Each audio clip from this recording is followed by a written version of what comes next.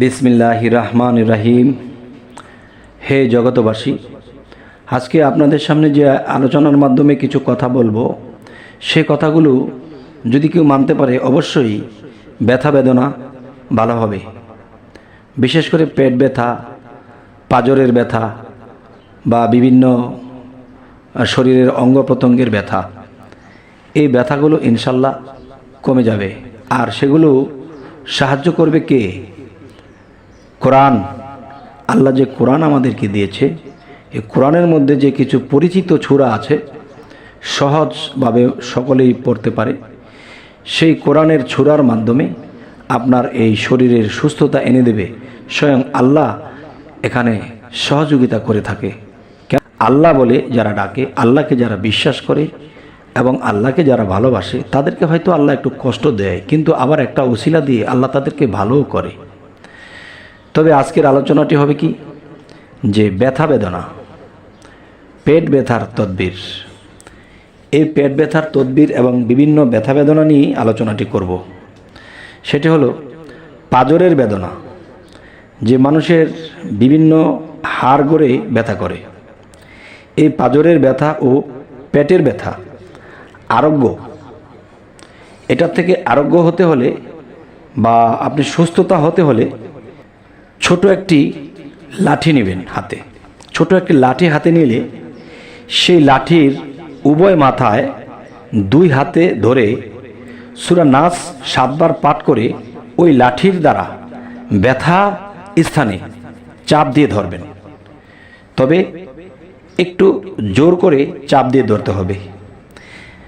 কথাটি আমি আবার বলছি, একটি ছোট লাঠি হাতে নিয়ে লাঠির উভয় মাথায় দুই হাতে ধরে সূরা নাস 7 বার পাঠ করিবেন এবং ওই লাঠির দ্বারা ব্যথার স্থানে চেপে ধরবেন এবং খুব সজোরে চেপে ধরার পর ব্যথা অন্য অঙ্গ প্রত্যঙ্গে স্থানান্তর হতে পারে।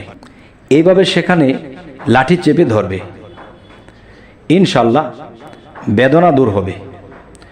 অথবা রোগীকে উপর করে শোয়ে অজু সহকারে, মানে নিজেকে একটু পবিত্রতাই রাখতে হবে, অজু সহকারে সূরা ইখলাস 40 বার পাঠ করে তার উপর ফুঁক দিতে হবে।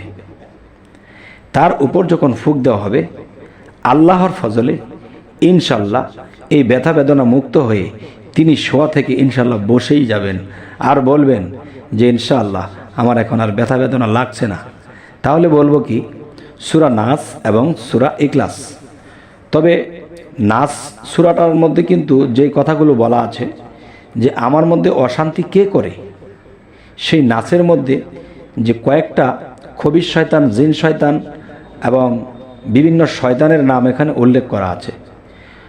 ওইগুলো লাঠির আয়গাতে দিয়ে যখন রোগীর সেখানে ডলা দেওয়া হবে এবং 40 বার সূরা ইখলাস পাঠ করা হবে, তখন ইখলাসের যে একটা পাওয়ার বা আল্লাহর যে একটা নূর, এটার যে একটা ওজন, তখন সেই শয়তান যে আমাকে কষ্ট দিয়ে রেখেছে সে এখানে থাকতে পারবে না, সে চলে যাবে। তখন রোগী সুস্থ হয়ে উঠে বসে যাবে।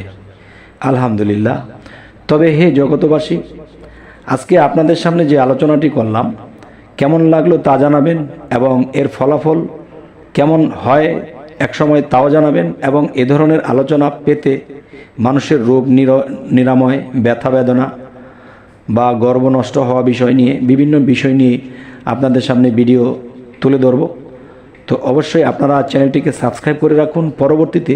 পরবর্তীতে আপনাদের কাছে আমাদের ভিডিওগুলো চলে যাবে। তবে সকলে ভালো থাকবেন। আল্লাহ হাফেজ।